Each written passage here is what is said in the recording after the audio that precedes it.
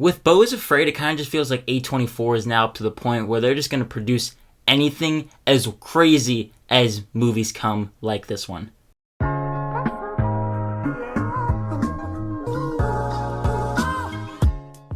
Beau is Afraid stars Joaquin Phoenix and is the newest film from acclaimed writer-director Ari Aster. Following the sudden death of his mother, a mild-mannered but anxiety-ridden man confronts his darkest fears as he embarks on an epic, Kafka-esque odyssey back home. Now, when it comes down to my thoughts on Ari Aster's previous two films, that is Hereditary and Midsommar. I am a pretty big fan of Hereditary. I think that is a great horror movie. Midsommar, though, not so much. So I was wondering if Ari Aster was going to do another swing and a miss with Beau is Afraid, or give us another great film. And I don't even think Beau is Afraid deserves to be on this scale that I was creating, because this is one of the most bizarre, crazy movies I have ever seen. And I'll get more into my in-depth thoughts in a second, but before we do, make sure to hit that like and subscribe button if you enjoy the rest of this review, and comment down below what are your thoughts or expectations for Beau is Afraid. But let's keep talking about the movie. I want to start off by talking about the first 40 minutes of this movie because they're pretty interesting. The opening of this movie sucks you right in. Without getting into any spoilers, you don't really know where it's going until you start to put the pieces together and you're like, is this what I think it is? Oh, yes it is. And from then on, the following 30 or so minutes are so nerve-wracking. The movie was setting up to be a great experience, if it was going to continue to be this nerve-wracking for the following 2 hours and 20-ish minutes. A lot of this movie feels like a bunch of different anxieties and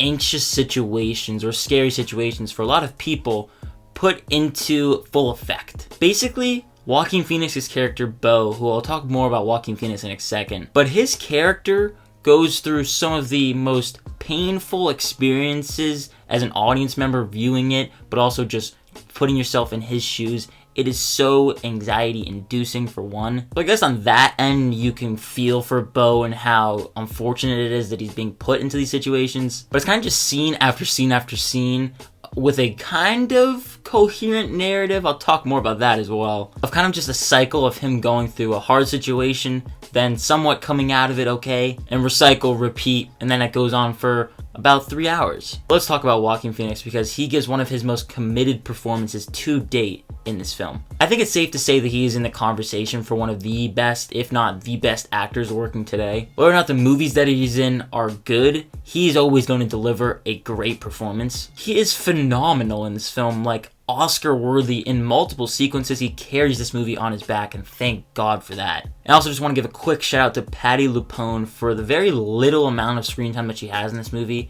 She gives multiple Oscar monologues. Like, you know those sequences that they play after they showcase someone who is nominated for an Academy Award? Then they play that like 30 seconds or so clip. She has like 3 of those in this movie that could be in contention for one of those sequences. Oscar baity, maybe, but she delivers. And I feel like this movie was just so much to take in. There's going to be a lot of people who are going to need to sleep on this. I kind of need to sleep on it. I still have like straight up thoughts on it. But I think what I need to sleep on is how much I enjoy it over time, how much it sticks with me. Because though there's going to be a wide ranges of thoughts on this movie. Some people are going to be calling it a masterpiece. I can definitely see that. Some people are going to be calling it the worst movie ever made. Could definitely see that too. I don't really know which side I fall more towards yet, but I can also tell you that I laughed out loud in disbelief multiple times. There's actually a point in this movie where there's actually not much of a score, so there are a lot of quiet sequences of just dialogue heavy moments. However, there's a loud noise in one sequence. There was someone in my theater that just audibly yelled, "What the f***?" And there are countless amounts of times that I, as well as many other people, are going to be thinking to themselves or even just saying it out loud,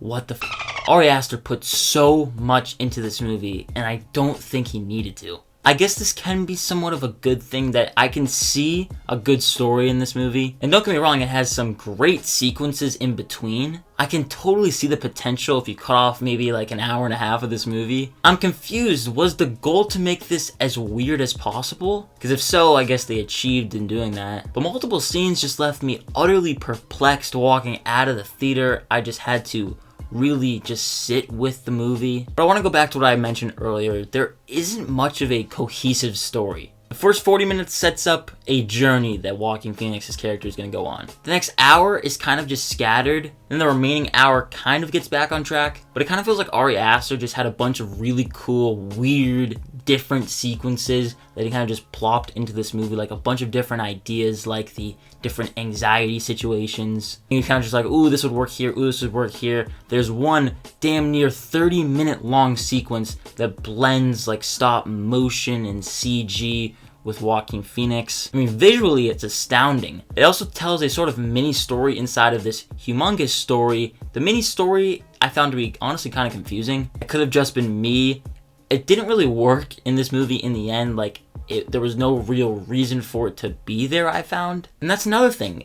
This movie is just nonsensical. Like I said in the intro, A24, the fact that they backed this movie, props to them. I mean, the fact that they gave the green light to this absurd story is baffling to me. If Ari Aster continues to go down this line, he's just going to continue into this pit of self-indulgence that he's already basically fully in deep. Because Midsommar showed hints of him really going into like self-indulgent, pretentious, borderline stuff. But here he's just like, you know what, screw it, I'm going all for it. I want to just quickly talk about the third act, last hour or so. Because this movie is also just way too long. But that last hour, it pulls so many punches just out of so many right, left fields out of nowhere. I mean, my jaw was on the floor multiple times. My hands were in the air. I was speechless. I feel like I can't preface that enough. You are not gonna know what you're going into this movie until you just go for it and just watch it. Me trying to get my thoughts on it doesn't even really do it justice. I think when it comes to my overall thoughts on the movie as a whole, I really enjoyed my experience with it because it was just so wacky. And you know what? It was something new. Definitely. But I can't say I liked it, did definitely not love it. I think revisiting this movie could be pretty cool, but then again, I don't really want to watch this 3-hour-long epic. Once again, like, there are so many cool ideas in this movie. I'm all for exploring anxiety and how a character can have the most extreme anxiety and struggle even walking out their own door. That's really interesting. Creating a world around that character that is so insane. This movie does that. But one, forgets to tell a cohesive narrative or story. 2, it forgets to write an actual character that you care for. And 3, it just simply takes it too far. There's something that I want to talk about at the end of this movie, but I'm not going to mention it because it is kind of a spoiler. I mean, it's something straight out of a horror movie, but like a weird horror movie. I also just want to say that this movie, it's not a horror movie. I guess if you could say that Beau exploring his anxieties could be horror-ish for some people. When it comes to being Hereditary or Midsommar level, it's probably the most tame of Ari Aster's movies, but at the same time, it's so bonkers that I would hesitate to even call this movie tame by any means. It's so much to take in. There's laugh out loud sequences. It's nonsensical.